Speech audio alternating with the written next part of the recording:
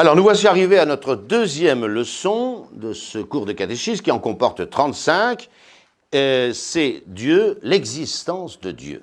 Voilà. Et puis nous aurons, dans la leçon numéro 3, la définition de Dieu. Nous essayerons de voir ce qu'est Dieu et on verra les attributs de Dieu qui nous permettent d'entrer dans ce grand mystère, le mystère unique de Dieu. Aujourd'hui, nous allons nous atteler à l'existence de Dieu et puis, la fois prochaine, à ce qu'il est, sa nature. Voilà. Nous l'avons déjà dit dans le premier cours, il y a deux manières d'accéder à Dieu. Deux manières tout à fait distinctes. Et l'une et l'autre nous prouvent avec certitude l'existence de Dieu. La première manière d'accéder à Dieu, c'est par la lumière de notre intelligence. Si nous faisons marcher convenablement notre intelligence, nous arrivons avec certitude à l'existence de Dieu. Voilà. Et c'est une voie naturelle, c'est la manière par laquelle tous les hommes devraient pouvoir accéder à l'existence de Dieu, parce que, vous allez voir, ils le peuvent. Voilà. Des hommes sont parvenus à l'existence de Dieu de cette manière, sans la révélation. Je pense aux philosophes grecs, Socrate, Platon, Aristote et beaucoup d'autres, moins connus que ces trois-là. Ils y sont arrivés, ça prouve qu'on peut y arriver. Et on va même voir, on verra plus tard, que Aristote est allé très loin quand il définit Dieu comme la pensée de la pensée. On peut dire qu'Aristote, non seulement est parvenu à l'existence de Dieu avec certitude, mais on peut même dire qu'il n'est pas loin de deviner que Dieu a un verbe et qu'il est infiniment intelligent et que ce verbe est Dieu. Enfin, bon, je ferme cette parenthèse. Voilà. Ce qui est absolument important de comprendre, c'est que pour un chrétien qui a la foi, il est impossible de nier cette possibilité d'accéder à Dieu. L'Église l'a défini. Pour nous, c'est un dogme de foi catholique, défini par le magistère le plus solennel de l'Église. C'est-à-dire qu'un chrétien n'a pas le droit de nier qu'on puisse démontrer l'existence de Dieu. Nous avons deux textes pour cela. Un texte de la Sainte Écriture très célèbre, c'est le premier chapitre de l'Épître aux Romains. Qu'est-ce que dit saint Paul? Il dit que les hommes sont inexcusables. Vous entendez le terme de saint Paul? Les hommes sont inexcusables lorsqu'ils ne parviennent pas à l'existence de Dieu. Pourquoi, dit saint Paul? Pourquoi les hommes sont-ils inexcusables de ne pas parvenir à l'existence d'un Dieu unique et transcendant? Parce que les perfections de Dieu sont manifestes, dit saint Paul, depuis la création du monde. C'est-à-dire, et c'est ce que nous allons faire tout à l'heure, on peut remonter des créatures jusqu'à l'existence nécessaire, certaine, absolue d'un Dieu unique qui a créé le ciel et la terre. Et saint Paul va très loin dans ce premier chapitre aux Romains, puisqu'il dit « c'est parce que les hommes ont préféré adorer toutes sortes d'idoles, les reptiles, les serpents, les forêts, le soleil, la lune, ils ont adoré tout. Le monde antique était écrasé sous l'idolâtrie.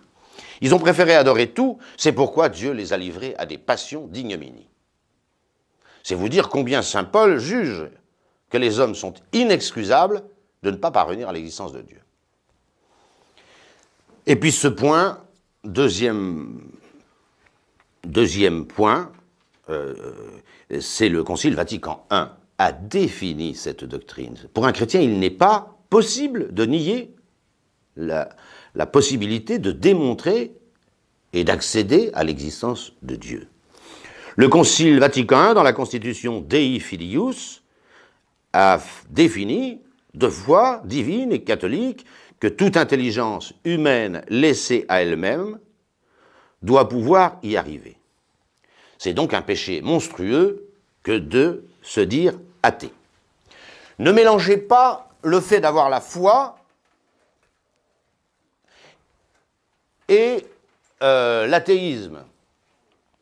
Là, nous parlons de la capacité d'accéder à Dieu par la lumière de l'intelligence naturelle. Je pense à un académicien des années 70-80 qui s'appelait Jean Guéhenno. Qu'est-ce qu'il disait, Jean Guéhenno, sur les colonnes du Figaro? Il disait, écoutez, moi j'ai pas la foi. J'aurais bien aimé avoir la foi. C'est très rassurant, c'est très confortable, c'est très agréable, mais je n'ai pas la foi. Bon. C'est vrai que pour avoir la foi, il faut se mettre à prier, il faut se disposer à la grâce de Dieu, c'est un autre problème. Que quelqu'un dise qu'il n'a pas la foi, soit parce qu'il n'a pas reçu la grâce de la foi, mais qu'il puisse se dire athée, ça c'est autre chose. Parce que précisément, il peut arriver à l'existence de Dieu. Et il le peut et il le doit. Alors vous me direz, mais pourquoi? Pourquoi, si il est défini par l'Église, que saint Paul l'enseigne, qu'il y a une possibilité pour tous les hommes d'arriver avec certitude à l'existence de Dieu, pourquoi n'y arrivent-ils pas tous? Bonne question. Mais c'est que vous comprenez, et ça, quand on est prêtre, on le sait, j'allais dire par le ministère, vous comprenez que l'existence de Dieu bouleverse tellement la vie d'un homme que les gens hésitent pour cette raison morale. C'est pour des raisons morales que les hommes ne confessent pas tous l'existence de Dieu. C'est pour des raisons morales. En un mot, c'est l'existence du péché originel qui a troublé l'intelligence des hommes et troublé surtout leur capacité morale, qui fait qu'avant de bien considérer l'existence de Dieu, ils reculent. Et c'est pour ça d'ailleurs qu'ils sont de mauvaise foi et que saint Paul, je me répète, dit qu'ils sont simplement inexcusables. C'est clair. Et saint Paul, je vous le disais, va très loin puisque, comme il est beaucoup plus grave pour un homme de nier l'existence de Dieu, de se dire athée, alors Dieu, dans sa miséricorde, envoie des châtiments pour que l'homme se ressaisisse. Et ces châtiments, saint Paul le dit, c'est les péchés contre nature. Et voilà pourquoi ces péchés contre nature, très bien décrits dans le premier chapitre de saint Paul aux Romains, eh bien, réveillent en quelque sorte ces gens qui osent se dire athée. L'athéisme est une monstruosité. N'hésitons pas à le dire. Hein, et c'est voilà. On ne juge personne en particulier, mais l'athéisme en soi est une monstruosité. C'est la première manière de remonter à l'existence de Dieu, de partir des créatures et d'arriver au Créateur. C'est ce que nous ferons tout à l'heure. Mais par contre, il faut d'abord dire que la révélation divine aussi est là. Nous avons parlé de la révélation dans le premier cours. Cette révélation, c'est la parole de Dieu, la parole que Dieu a dite aux hommes.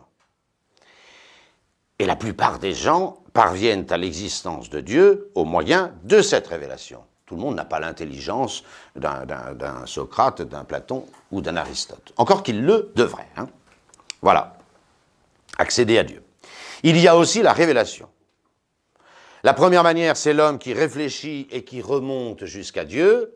La deuxième manière, c'est Dieu qui parle et qui enseigne aux hommes ce qu'il est et d'abord qu'il existe. Voilà. Cette manière, évidemment, la révélation de Dieu est beaucoup plus sûre. Pourquoi elle est beaucoup plus sûre? Parce qu'un homme peut toujours se tromper, et les hommes se trompent souvent. Et le chemin intellectuel d'un homme est parfois laborieux et difficile, surtout que les passions, le péché originel, l'entravent.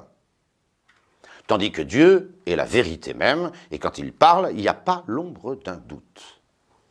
Saint Thomas nous précise 3 choses avant d'aborder la démonstrabilité, la démonstration de l'existence de Dieu. Saint Thomas, comparant ces 2 manières d'accéder à Dieu, dit 3 choses qui sont très intéressantes.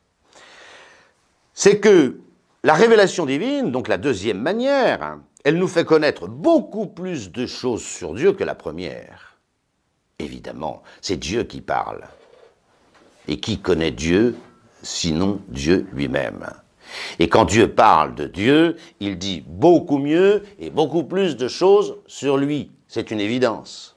C'est une évidence. En particulier, tous les mystères. Notre 4e leçon, ce sera sur les mystères. Les mystères de Dieu. Il y a du mystère en Dieu. Dieu est très mystérieux, vous le verrez. Voilà. Les mystères de Dieu, il y a des mystères de Dieu que l'homme ne peut pas imaginer, pas soupçonner. Et là, il n'est pas responsable de ne pas y accéder. Ce n'est pas de sa faute. C'est impossible. Mais Dieu peut révéler ces mystères. Le mystère de l'incarnation, le mystère de la Trinité d'abord, le mystère de la grâce, le mystère de la rédemption, l'homme ne peut pas les deviner.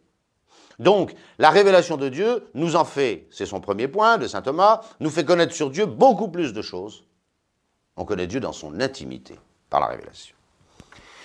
La deuxième caractéristique de la révélation, par rapport à la lumière de l'intelligence naturelle, c'est qu'effectivement, et de fait, elle touche un nombre d'hommes beaucoup plus grand. Parce que les hommes ne sont pas très malins, ils sont toujours dans leurs affaires et ils ne prennent pas le temps d'arriver à l'existence de Dieu par leur propre lumière. Par contre, la révélation a de fait touché des millions et des millions de gens qui n'auraient pas accédé à Dieu sans elle. Et regardez, la plupart des gens croient en l'existence de Dieu parce que Dieu a parlé, et non pas parce qu'ils ont fait toute la démarche des philosophes grecs. Elle nous fait connaître beaucoup plus de choses sur Dieu, et en particulier ses mystères. 2, elle touche un beaucoup plus grand nombre de personnes. Et le troisièmement n'est pas le moindre, c'est que la révélation nous procure pas seulement une connaissance de Dieu, mais également une vie avec Dieu, une vie surnaturelle. Elle nous sauve. Elle nous sauve. La connaissance de Dieu spéculative, par l'intelligence humaine, pour véridique qu'elle soit, pour fiable qu'elle soit, ne nous sauve pas. Tandis que la connaissance de Dieu par la révélation n'est pas seulement une connaissance théorique, c'est un plan de salut que Dieu a élaboré. Saint Paul résume cette doctrine dans l'Épître aux Hébreux. Qu'est-ce que doit croire, premièrement, Hébreux 11, 6, qu'est-ce que doit croire, premièrement, quelqu'un qui accède à Dieu? 2 choses seulement. C'est la foi la plus rudimentaire, mais c'est la foi. Il doit croire que Dieu existe. C'est évident. Hébreux 11, 6, celui qui accède à Dieu doit croire 2 choses. 1, évidemment que Dieu existe.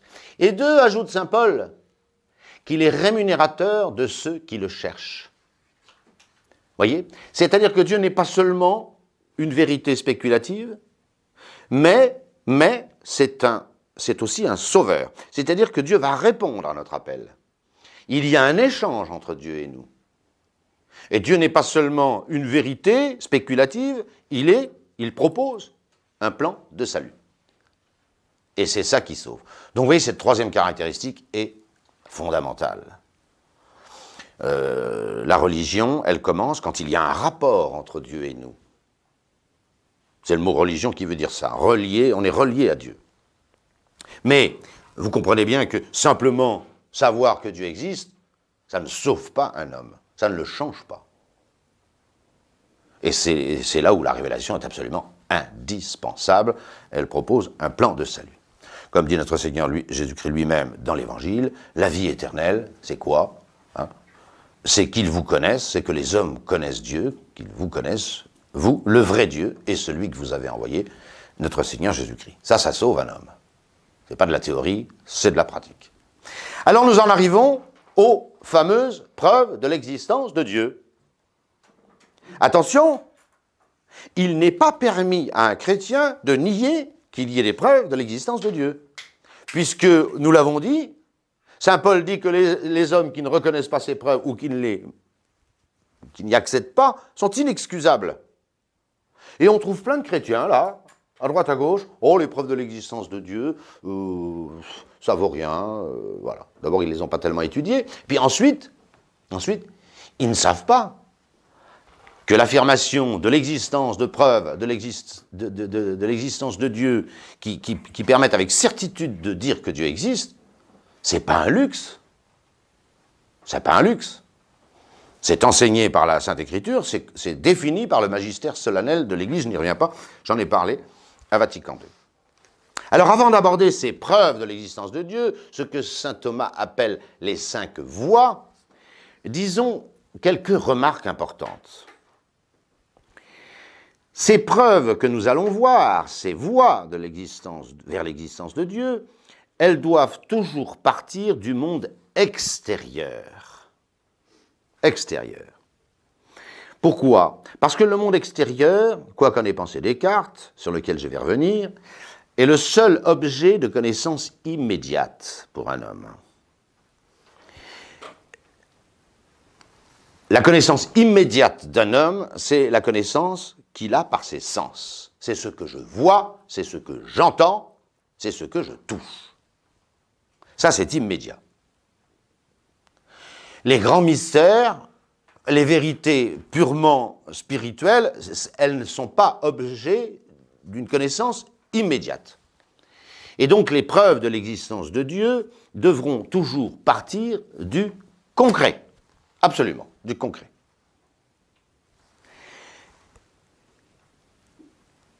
Comme dit l'Écriture sainte tout le temps, il faut remonter des créatures jusqu'au Créateur.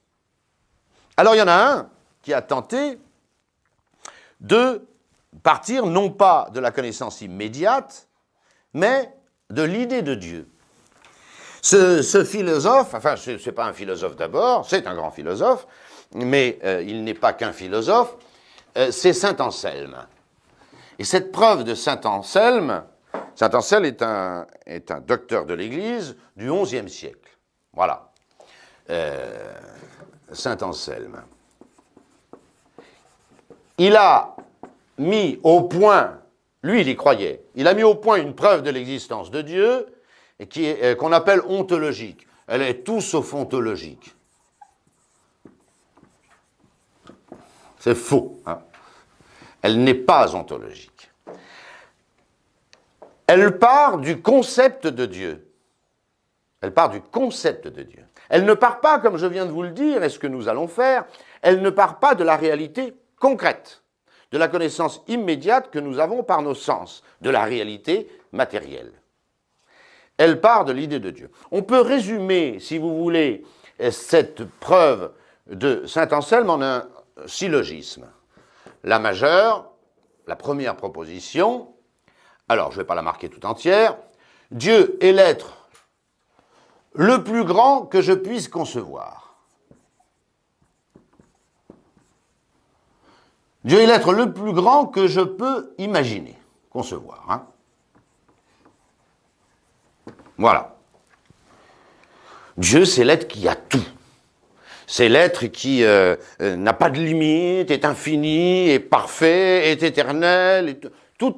Chaque fois que vous pouvez imaginer une qualité, Dieu l'a. Voilà. La mineure de ce raisonnement, c'est que Dieu, avec son existence, est plus grand que Dieu sans son existence.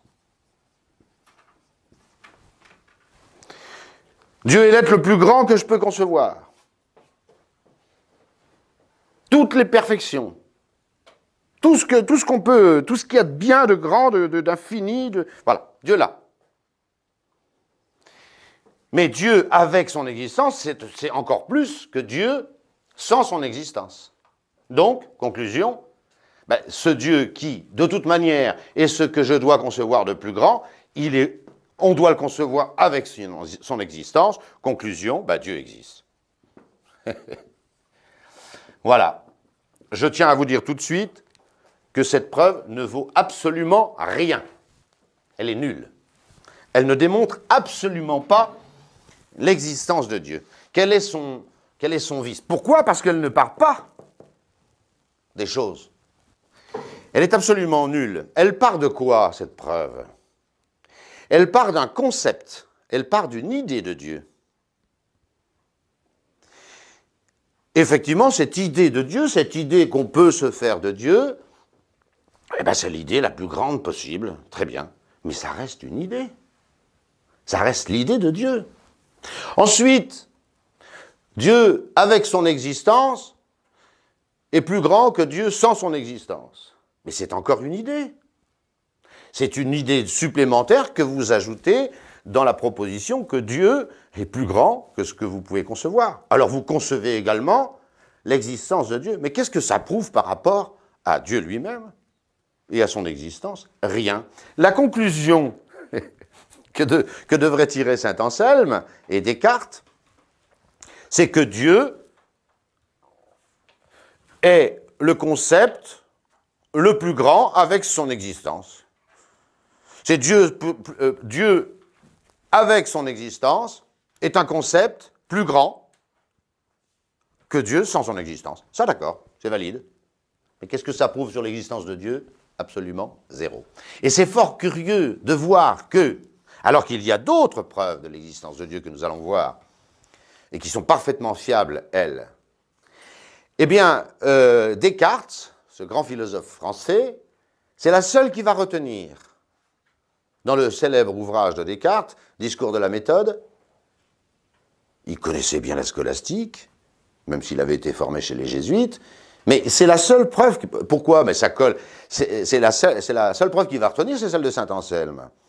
Ça lui va très bien. Descartes, au début du discours de la méthode, dit « Je fais un doute absolu sur toute chose, jusqu'à ce que je puisse parvenir à une idée claire et distincte. » Cette idée claire et distincte qui lui saute aux yeux, à l'esprit, c'est « je pense, donc je suis ». Il démarre toujours de la pensée, Descartes, pour arriver à l'être. On ne peut pas partir de la pensée pour arriver à l'être. On doit partir du réel. Alors évidemment, Descartes a sauté et s'est emparé, a sauté sur cette preuve de saint Anselme et l'a fait sienne. Voilà. Elle est fausse, elle ne démontre rien. Elle a un avantage que nous allons voir par rapport aux autres, c'est qu'elle démarre, c'est une preuve a priori, mais ça je vais y revenir tout à l'heure, et non pas une preuve a posteriori. C'est la deuxième chose justement que je voulais dire. Pourquoi les preuves de l'existence de Dieu, que nous allons voir après, que saint Thomas appelle des voies, n'ont pas un caractère contraignant pour l'esprit? Elles ne s'imposent pas à tous les hommes. Alors là, il faut savoir qu'il y a deux sortes de preuves. Il y a deux sortes de preuves. Et vous allez comprendre, c'est très simple. Il y a des preuves qu'on pourrait appeler a priori. Cette fois-ci, on fait un peu de philo, on est obligé. Et des preuves qu'on pourrait appeler a posteriori. Une preuve a priori, qu'est-ce que c'est? C'est une preuve qui part de la cause pour démontrer l'effet. Voilà, je vais donner des exemples. Vous partez de la cause et vous démontrez l'effet. La preuve a posteriori, ben, c'est l'inverse. Vous partez de l'effet et vous remontez jusqu'à la cause. Voilà. Prenez une preuve mathématique. L'exemple le plus simple que tout le monde cite, 2 plus 2 égale 4.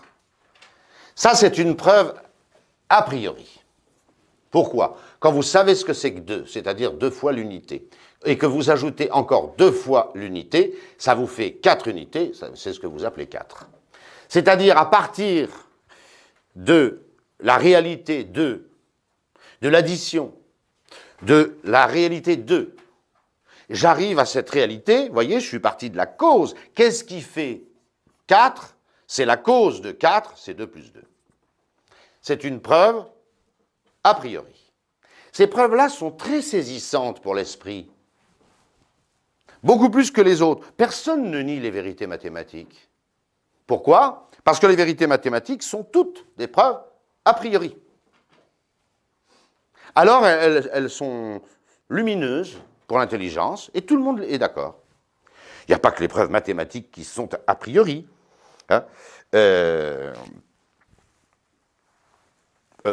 Si vous pensez que quelqu'un est stupide, vous ne vous étonnez pas de l'entendre dire des bêtises. Pourquoi? Parce que vous savez qu'il est stupide, ou c'est pas de sa faute, il est un peu débile, mental, ou que sais-je, il est malade. Donc, il dit des bêtises. Et ça ne vous surprend pas, c'est logique, puisque vous partez de la cause pour arriver à l'effet. Voilà. Vous comprenez très bien, c'est clair, Il n'y a pas de preuve a priori de l'existence de Dieu. C'est impossible. C'est impossible. C'est d'ailleurs ce qu'a essayé de faire saint Anselme. Il n'y a pas de preuve a priori de l'existence de Dieu. Pourquoi? Parce que Dieu est l'être qui cause les autres et lui-même n'est causé par rien. Voilà. Il y aurait une preuve a priori de l'existence de Dieu si Dieu avait une cause. On partirait de la cause de Dieu et on arriverait à l'effet qu'est Dieu. C'est pas possible. Parce que précisément, Dieu est l'être qui n'a pas de cause. Donc il n'y a aucune preuve, impossible, c'est impossible d'avoir une preuve a priori de l'existence de Dieu. Alors évidemment, on va partir des effets de Dieu, c'est ce qu'on dit depuis le début, on va partir des effets de Dieu et on va remonter jusqu'à la cause qui est Dieu. Il n'y a donc de Dieu que des démonstrations a priori. Seulement les démonstrations a priori sont beaucoup moins saisissantes pour l'esprit que les démonstrations a priori qui sont de type mathématique. Voilà, maintenant qu'on a dit ça, on peut aborder, si vous voulez, les preuves de l'existence de Dieu, en rappelant leur fiabilité. Mais attention, c'est peut-être la dernière remarque avant de les aborder, c'est que c'est philosophique. C'est pas de la petite mécanique à 3 sous, c'est philosophique. Il faut arriver à la perception de ce que c'est que l'être. Et c'est là, effectivement, ceux qui n'ont pas fait un peu de philosophie et de métaphysique sont assez vite largués. Ils ne voient pas l'enchaînement causal.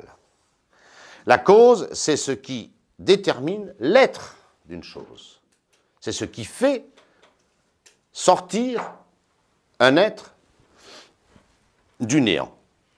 Et ça, évidemment, nos contemporains, qu'on a un peu décérébrés métaphysiquement, je suis désolé de le dire, sont un peu incapables de cet exercice que nous allons faire. Saint Thomas admet 5 voies. Pourquoi il les appelle des voies et non pas des preuves? Parce que le processus de preuve est le même dans chacune de ces voies. Ces différents chemins, on part de différentes réalités, mais la démonstration elle-même est identique dans chacune de ces voies. Voilà, c'est comme si vous aviez 5 ou 6 chemins, mais qui menaient au même endroit. Voilà. La première de ces causes, on va les noter au tableau pour que vous essayiez de les retenir. Attention, elles sont un peu difficiles, je le reconnais, mais elles sont parfaitement fiables. Encore une fois, toute l'Écriture nous dit, et le magistère de l'Église, qu'il y a des moyens de démontrer l'existence de Dieu avec certitude. C'est donc bien que ces preuves existent. La première, c'est par la cause efficiente. Ne vous laissez jamais impressionner par les mots. Voilà. Première voie de saint Thomas d'Aquin. Qu'est-ce qu'elle dit, cette voie? Elle dit tout simplement que tout être a une cause. Voilà. Tout être a une cause. Et il ne peut pas en être autrement.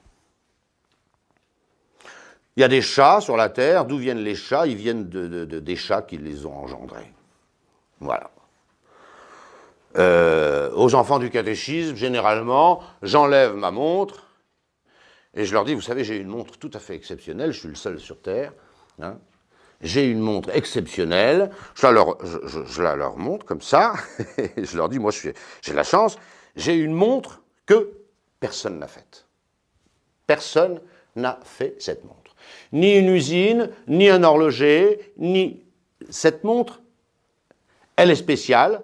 Les autres montres de la Terre, elles ont un bijoutier, elles ont un horloger, elles ont une usine, elles ont un fabricant, elles ont une marque, tout ça. La mienne, elle est extraordinaire. Cette montre, personne ne l'a fait. Elle n'a pas de cause efficiente. Ah, ça, c'est impossible. Ça, les enfants me disent tout de suite, après, c'est pas possible. Il y a bien quelqu'un qui l'a fait, cette montre. Il y a bien quelqu'un qui l'a fait. Pourquoi, si personne ne l'avait fait, cette montre? Elle n'existerait pas. C'est simplement ce que nous disons. Voilà. Je vous prends un autre exemple qui est plus spirituel, parce que ma montre c'est très matériel. Prenez le record du saut à la perche. Soit cette réalité, c'est une réalité, le record du monde du saut à la perche. Ça tombe bien, il vient d'être battu récemment par un Français qui s'appelle Renaud Lavillenie. Il était de 6,16 m avant lui et il a réussi à sauter 6,17 m, ce qui est absolument phénoménal. Voilà. Mais vous voyez bien que ce record du monde du saut à la perche, il a une cause. Il ne peut pas ne pas avoir de cause. Avant, c'était un russe, là, Dubchka, je ne sais pas comment il s'appelait, et maintenant, c'est Renaud Lavillenie. Voilà. Qu'est-ce qui fait qu'il y a un record du monde du saut à la perche? C'est qu'il y a un homme, en l'occurrence Renaud, qui a pris sa perche, sauté et monté à 2,17 m. Imaginez que je vous dise, il y a un record du monde de saut à la perche, mais personne ne l'a fait. Mais c'est qui? Ah, personne. C'est le record du monde. Vous diriez, il est fou. Pourquoi vous diriez, je suis fou? Vous diriez que je suis fou parce que je vous affirmerai l'existence d'un être qui n'a pas de cause. Donc vous voyez bien que tout être a une cause. Tout être a une cause. Voilà. Ça, c'est, si vous voulez, la majeure. J'insiste un peu sur cette preuve parce que les autres sont semblables, comme je vous l'ai dit. Ce sont différentes voies. La deuxième chose à considérer, c'est que dans un processus causal, on ne peut pas remonter à l'infini. Bon, je ne sais pas dessiner, soit un œuf, soit la poule. Je la mets comme P parce que je ne veux pas... Voilà. Hein? Et puis, un œuf, et puis, de nouveau, une poule. Et puis ensuite, un œuf, etc. Et infini. Bon. Là, c'est une poule, voilà. Je ne tranche pas la question de savoir si c'est l'œuf qui fait la poule ou si c'est la poule qui fait l'œuf. Ça, c'est pas ma question. Ce que je sais, c'est que quand je vois un œuf, n'importe lequel, je dis c'est une poule qui l'a pondu. Ah ben ça, c'est sûr.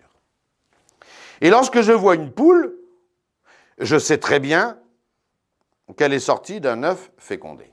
Ah ben ça aussi. Parfait. Et tout ça est vrai. Tout ça est vrai. Alors on pourrait dire, ben voilà, on a l'explication. On a l'explication. Les œufs font des poules, les poules font des œufs, les œufs font des poules, les poules font des œufs, ben ça suffit. Ben non, ça ne suffit pas du tout.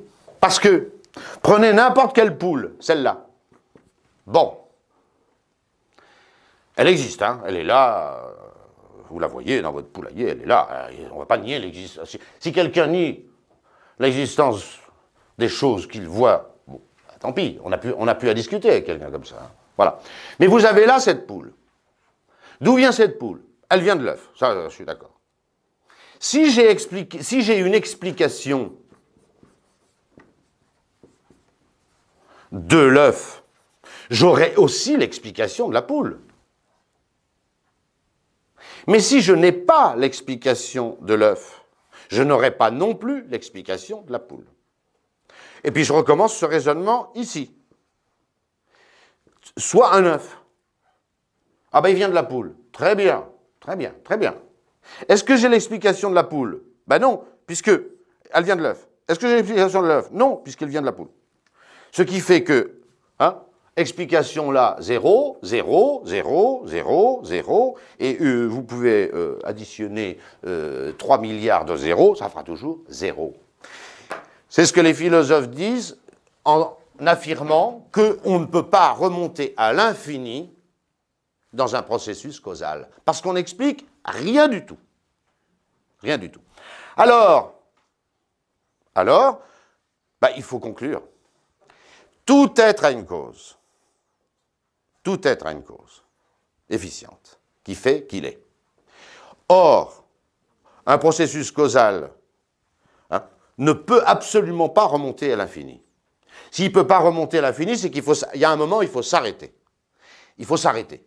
Il y a bien un être qui a causé les autres sans que lui-même soit causé. Cet être, je l'appelle Dieu. Cet être, je l'appelle Dieu. C'est tout. Cet être, je l'appelle Dieu. On en dira plus tout à l'heure. Qu'est-ce que ça veut dire?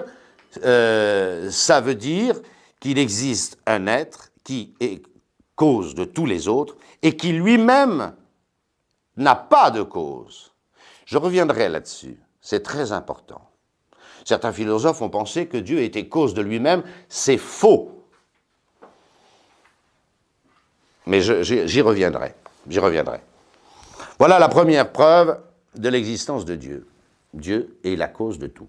Et petit à petit, avec ces voies de saint Thomas, nous allons dégager les premiers attributs de Dieu. Le premier attribut dont on peut créditer cet être unique et exceptionnel, c'est qu'il est cause de tout. Tout être vient de Dieu. Voilà.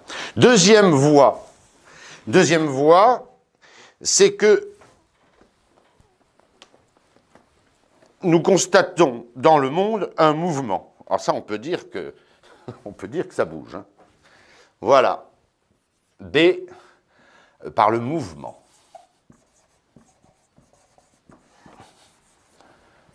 Le mouvement. Qu'il y ait du mouvement, je ne vais pas perdre mon temps à vous le démontrer. Hein? On peut dire que tout bouge. Tout se remue. Voilà. Au point même que certains philosophes grecs avaient voulu faire du mouvement la dernière explication. Il n'y a pas de réalité, il n'y a que du mouvement. Voilà. C'est l'école des Éléates, pour ceux qui ont fait de la philosophie, voilà. Pantarei, tout coule, tout bouge, tout change. On ne se baigne jamais deux fois dans le même fleuve. Pour le mouvement, il y en a. Et c'est vrai, quand on voit la science moderne, avec les astres qui s'éloignent de plus en plus, quand on voit la biologie moderne, etc., les milliards de réactions chimiques qu'il y a dans chacune de nos cellules, c'est quelque chose d'inimaginable. Bon. Et là-dessus, on en sait beaucoup plus que les anciens. Tout bouge. Voilà, ça c'est. On part de cette réalité. On est parti de la causalité tout à l'heure, maintenant on part du mouvement. Ce que nous affirmons, c'est que aucun être ne bouge par lui-même. Il est remué par un autre. Tout le temps, tout le temps, tout le temps. Ce qui se meut, ce qui bouge, a une cause de ce mouvement qui n'est pas lui. Et vous pouvez regarder, c'est universel. Bon, c'est ce que disent les philosophes, hein, quid, un mauvais tour, à Ballio, mauvais tour. Ce qui est remué, ce qui bouge, est remué par un autre, pas par lui-même. Vous me direz, mais on a une automobile. On fait des automobiles, c'est des êtres qui sont mus par eux-mêmes, c'est ce que veut dire automobile, le mouvement de lui-même. Mais si vous regardez bien, prenez une automobile, elle avance, mais elle n'avance pas toute seule, et elle n'avance pas par elle-même, elle avance parce qu'elle a un moteur. Et le moteur, il tourne de lui-même? Non. Il tourne parce qu'il y a une explosion de gaz, parce qu'il y a des pistons qui poussent ceci, hein, et le piston pousse la bielle, et la bielle pousse le vilebrequin, et le vilebrequin alimente le mouvement de la boîte de vitesse, et la boîte de vitesse alimente les cardans, et les cardans font tourner les roues. Toujours, un être est mu par un autre. Voilà. La voiture est poussée par son moteur, l'air est poussé par le vent est poussé par la dépression atmosphérique. Pourquoi le sang remue? Parce qu'il y a une pompe refoulante qui s'appelle le cœur et qu'il remue, etc., etc., etc. Toujours. Voilà. Là, la mineure est la même qu'au-dessus. Dans ce mouvement, on ne peut pas remonter à l'infini. On ne peut pas remonter à l'infini. Il y a aussi le mouvement cosmique, hein, qui est prodigieux. Pourquoi le Big Bang, par exemple? Pourquoi le Big Bang? C'est une théorie scientifique, hein, ce n'est pas de la philosophie, ce n'est pas de la théologie. Pourquoi le Big Bang, hein? Pour la même raison. Depuis Newton, on sait que la grande loi du cosmos, c'est la loi de l'attraction. Les corps ont tendance, c'est un grand mystère d'ailleurs, hein, à se rassembler, puisqu'ils s'attirent en raison proportionnelle, inversement proportionnelle au carré de leur distance. Et puis on a constaté depuis des dizaines d'années, c'est d'ailleurs un prêtre qui a constaté ça, un prêtre belge, que tout ce qu'on observe s'éloigne. Alors c'est quand même très curieux. Hein. D'après la loi scientifique, tout devrait se rassembler, et puis on s'aperçoit, par l'effet Doppler, peu importe, que tout s'éloigne. D'où la théorie du Big Bang, qu'il y a à l'origine de l'univers une explosion formidable qui explique ce mouvement qui s'écarte au lieu qu'il devrait se rassembler. Peu importe, je ne fais pas de théorie scientifique ici, mais vous voyez bien que le mouvement est partout. Et que quand vous avez un mouvement, vous cherchez ce qui a fait causer le mouvement. Vous ne pouvez pas faire autrement. Quelle que soit la solution d'ailleurs. Voilà. Le Big Bang, hein, soit dit entre parenthèses, n'explique absolument pas la création. Parce que pour que quelque chose explose, il faut déjà qu'il y ait quelque chose. Alors, vous comprenez qu'une explication de la création par le Big Bang est complètement stupide et folle. Et d'ailleurs, jamais, celui qui a mis au point la théorie du Big Bang, hein, un prêtre belge, n'a jamais imaginé ça. On le lui a fait dire après, mais c'est une autre question. Donc tout ce qui est mu est remu par un autre. Il y a bien un moment où il faut un être qui, donnant le mouvement, n'est pas lui-même remué par un autre. Ça, c'est absolument certain. Cet être aussi, je l'appelle Dieu. Qu'est-ce que je sais sur Dieu? Ben, s'il n'est pas remué, c'est qu'il est immobile. Et ça, c'est fantastique. C'est le deuxième attribut de Dieu, car ces 5 voies dégagent 5 attributs de Dieu. 1, Dieu est cause de tout, sans aucune exception. Il n'y a pas un être qui ne doive son être à Dieu. Aucun. Il y a des intermédiaires, mais aucun être ne doit pas entièrement son être à celui qui a l'être par lui-même, la cause efficiente. Là, nous disons également que Dieu donne le mouvement à toute chose, c'est ce que dit saint Paul dans les Actes des Apôtres, il dit que Dieu donne le mouvement à toute chose. Toute chose. Et lui-même, il communique le mouvement, mais il n'est pas remué par un autre. Et si Dieu n'est pas mis en mouvement par un autre, c'est qu'il est immobile, parce qu'il n'est pas mis en mouvement. Voilà. Nous savons déjà 2 choses sur Dieu. C'est que il est cause de tout, en particulier du mouvement de tout, et que lui est immobile. 3e voie de saint Thomas, c'est l'ordre de l'univers. Voilà. Alors, je ne vais pas perdre beaucoup de temps à vous démontrer qu'il y a de l'ordre dans l'univers. Nous le savons beaucoup mieux que nos ancêtres. Hein. Plus la science progresse, et Dieu sait si elle progresse de façon presque exponentielle, l'ordre qu'on découvre dans l'univers est faramineux. Faramineux. Que ce soit dans l'immensément grand, les systèmes galactiques qui nous entourent, on n'ose même pas donner des chiffres, on est perdu dans cette immensité de l'univers, qui pourtant est fini, nous aurons l'occasion de le dire. Et puis dans l'infiniment petit, autrefois on parlait d'atomes, dans l'atome on est déjà à 100 ou 150 particules dans l'atome, et on n'en finit plus de découvrir cet incroyable ordre de l'univers. Incroyable. Voilà. D'ailleurs, la science est entièrement basée sur cet ordre de l'univers. Parce que s'il n'y avait pas d'ordre, je ne vois pas comment on essayerait de décrypter les causes de cet ordre. Ça n'aurait pas de sens. Voilà. Les planètes, le mouvement des planètes, les marées, le cœur humain, les cellules humaines. Hein, quand on pense que dans chaque cellule humaine, il y a une bibliothèque plus grande que celle du Vatican, enfin, tout ça est sidérant. Voilà.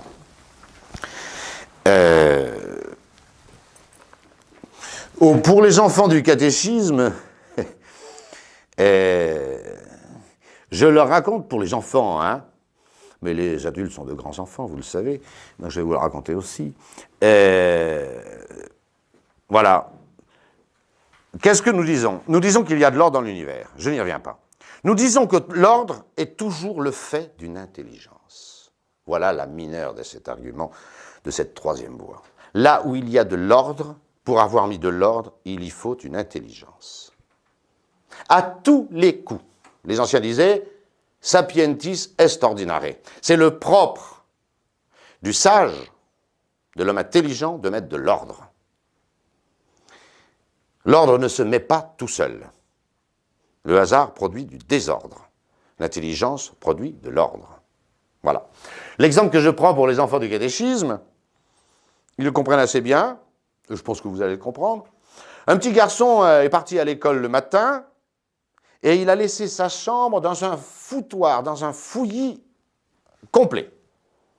Tous ses jouets par terre, ses chaussettes, ses chaussures, sa brosse à dents, son lit défait, hein, il y en a partout, c'est sale, etc. C'est désordre.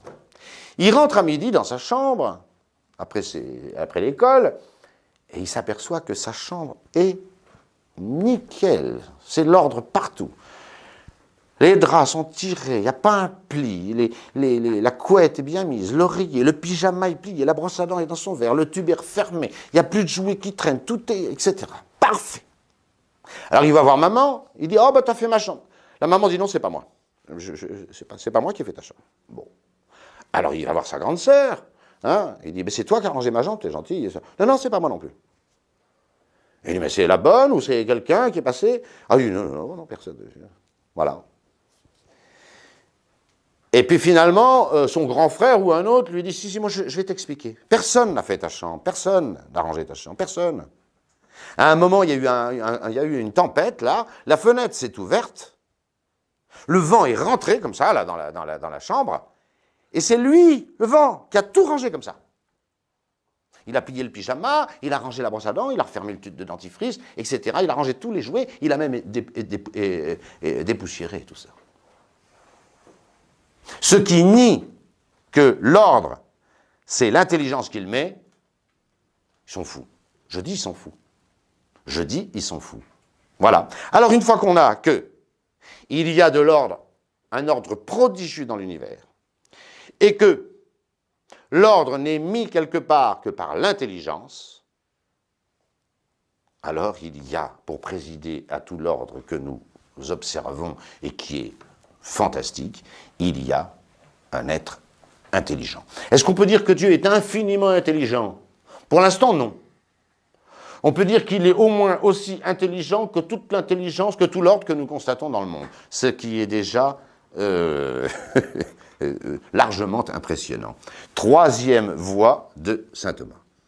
Quatrième voie, un être, c'est pas la contingence, si vous voulez, hein. On va appeler cette voie la contingence. J'appelle contingent un être qui n'a pas en lui-même sa raison d'exister. Ça s'oppose à nécessaire, et nécessaire, un être qui ne peut pas ne pas exister, autrement dit, qui a en lui sa raison d'exister. Voilà, contingent, nécessaire. Voilà. Nous disons que les êtres, tous les êtres, toutes les choses que nous appréhendons, n'ont pas en elles-mêmes leur raison d'exister. C'est une des rares choses que je reprends de Sartre. Dans La nausée, Sartre nous décrit un homme qui est assis sur un banc et qui ramasse un caillou. Et ce caillou, il l'appelle, il exagère, un être inutile, absurde, sans, voilà. Mais il constate que cet être est contingent, mais alors il n'a aucune raison d'exister. Aucune raison d'exister. C'est vrai que cette intuition, qui est la seule, à mon avis, vraiment intéressante de Sartre, qui était un athée notoire et militant, avec une espèce de mépris pour l'existence de Dieu et pour Dieu lui-même, qui est absolument fou. Hein. Mais à part ça, je retiens de Sartre cette contingence de l'être. Il l'a saisi, et il l'a saisi profondément. Un être n'a pas en lui-même, surtout un caillou, sa raison d'exister. Et là, Sartre va trop loin en disant que s'il n'a pas en lui-même sa raison d'exister, il n'en a aucune. C'est pas vrai, un caillou a une raison d'exister. Voilà, on est bien content d'avoir des cailloux, hein, ça sert aussi. Bon. si nous disons qu'aucun être n'a en lui sa raison d'exister, alors c'est forcément qu'ils l'ont dans un autre. C'est forcément qu'ils l'ont dans un autre. Cet autre ayant en lui-même sa raison d'exister. En lui-même sa raison d'exister. Parce que si un être a dans un autre sa raison d'exister, il faut que cet autre ait en lui-même sa raison d'exister, sinon, vous repoussez le problème pareil, hein, c'est l'histoire de la poudre et de l'œuf. Il faut donc qu'il y ait un être nécessaire, c'est-à-dire un être qui ne puisse pas ne pas exister, parce qu'il a en lui-même sa raison d'exister. Parce que les autres, aucun des autres êtres n'a en lui-même sa raison d'exister. Cet être, je l'appelle Dieu, bien sûr, hein, voilà. Je prends des exemples pour cette contingence des êtres, voilà. Le petit frère que vous n'avez pas eu, quelle est la différence entre lui et vous? Vous êtes une famille de 2 enfants, de 3 enfants, de 4 enfants, de 6 enfants. Bon, vous voyez bien que vous êtes contingent. Moi, je suis le 9e d'une famille de 9. Bon, si mes parents s'étaient arrêtés à 8, ben, j'existerais pas. Hein. Il n'y a aucune nécessité que je sois. Hein. Je suis un être contingent. Et le petit frère que je n'ai pas eu, le petit frère ou la petite sœur que vous n'avez pas vu, vous voyez bien combien cet être est contingent, puisqu'il n'existe même pas. Et vous êtes aussi contingent que le petit frère ou la petite sœur que vous n'avez pas eu. Vous n'avez pas en vous-même la raison de votre existence. Vous l'avez dans un autre. Et comme tout être doit avoir dans un autre, c'est qu'aucun être n'aurait de raison d'exister. Tous les êtres seraient absurdes. C'est la démonstration de Sartre. S'il n'y a pas un être qui a en lui-même sa raison d'exister et qui, lui, est nécessaire, tout est absurde. Tout est absurde. C'est la 4e voie de saint Thomas. Et la dernière, petit e, c'est par la cause finale. Et nous aurons fini. La cause finale. Voilà. Tout être a un but. Sans aller chercher des choses de très, très éloignées, très spirituelles. Pourquoi on fait des clés?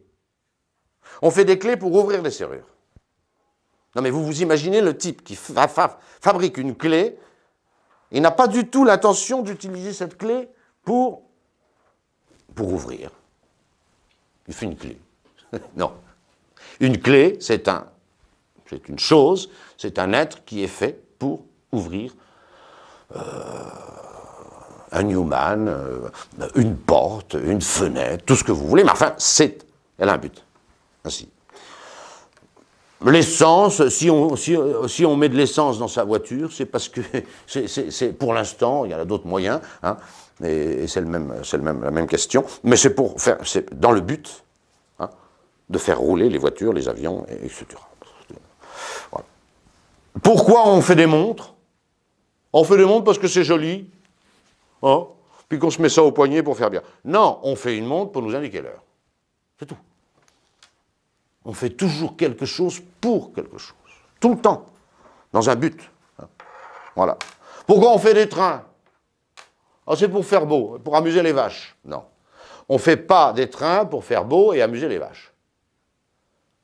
On fait des trains pour se déplacer. Et c'est très pratique. Hein. On fera bientôt Paris-Bordeaux en 2 heures. Eh bien, c'est bravo. Voilà. Et ainsi de suite. Vous ne pouvez pas trouver un être qui n'a pas de cause finale. Ainsi donc, les êtres sont tous faits les uns pour les autres. J'ai dit que la clé était faite pour la serrure. C'est vrai. Et la serrure, elle est faite pour quoi? Et ainsi de suite. Vous comprenez bien que, là encore, dans ce processus causal de la cause finale, vous ne pouvez pas remonter. Tous les êtres seraient faits pour d'autres, qui sont faits pour d'autres, qui sont faits pour d'autres, qui sont faits pour d'autres. Autrement dit, vous n'expliquez aucune finalité d'aucun être. Jamais.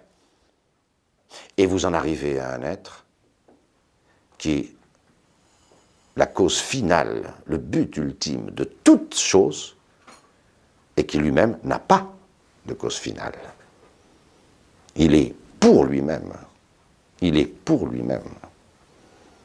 Fantastique. Cet être, c'est Dieu. Alors, qu'est-ce que nous savons de ces 5 preuves? Et je vous laisse là-dessus. Je vous laisse là-dessus. Qu'est-ce que nous savons sur Dieu de ces 5 preuves? Nous savons qu'il n'y a pas un être dont Dieu n'est pas la cause. C'est fantastique, déjà. Nous savons que Dieu donne le mouvement à tout et donc lui-même est immobile.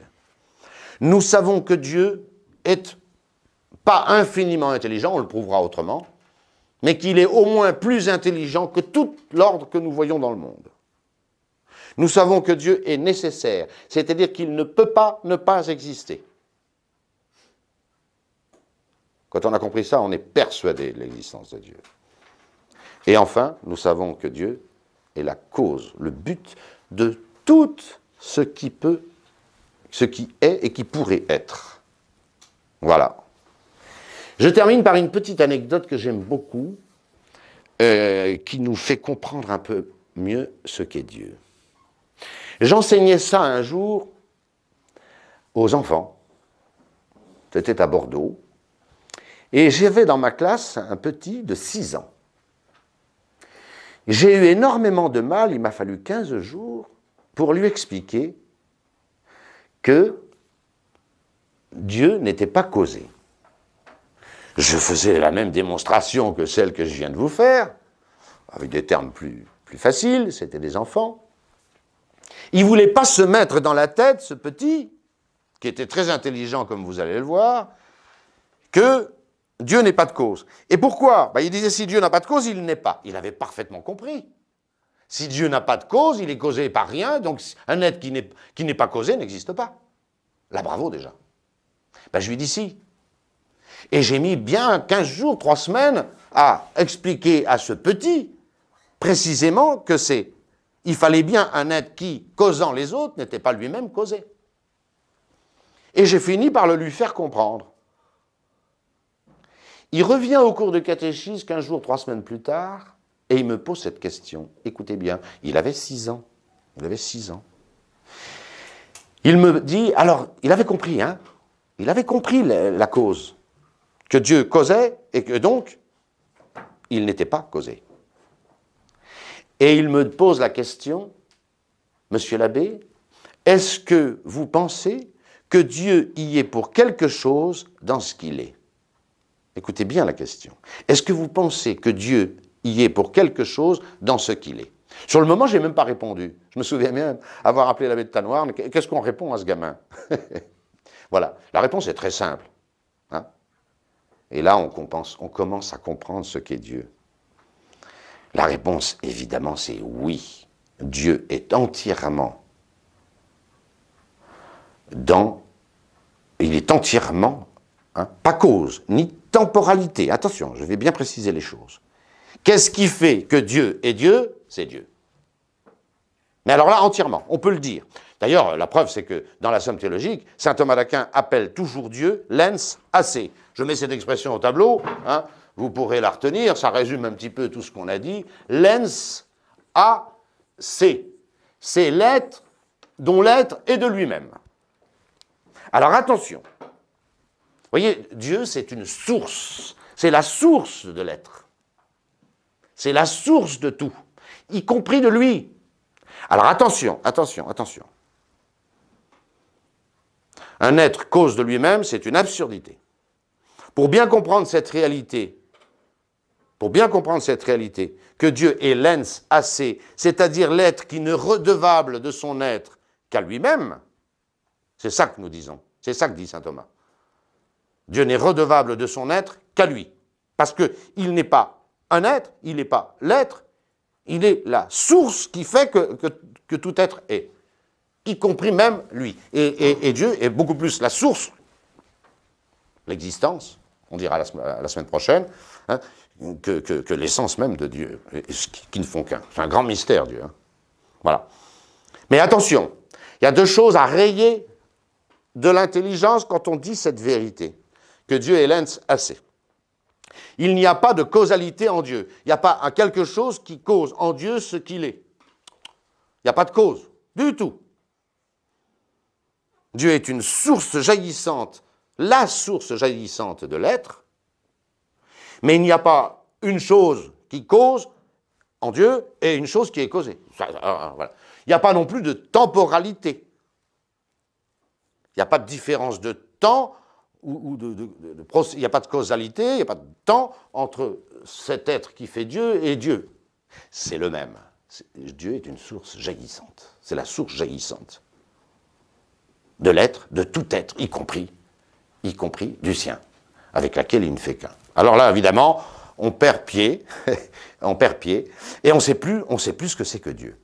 Et bien, ce sera l'objet de notre troisième leçon. On essayera, après cette première approche de Dieu, et on sait déjà beaucoup de choses sur Dieu, qu'il existe, et je me résume, qu'il est la cause de tout, et qu'il est la cause en particulier de tout mouvement et immobile, qu'il est très, très, très intelligent, on ne peut pas encore dire infini, et qu'il est absolument nécessaire que Dieu soit, et qu'enfin il est la cause, le but de toute chose, nous savons déjà 6 choses sur Dieu qui sont quand même fondamentales. Alors nous essayerons de définir un peu ce grand mystère de Dieu dans la troisième leçon, c'est-à-dire en essayant de dire ce qu'est Dieu, que Dieu nous aide, et puis de voir les principaux attributs de Dieu qui nous permettent de rentrer dans ce mystère insondable de Dieu et de son existence. Je vous remercie.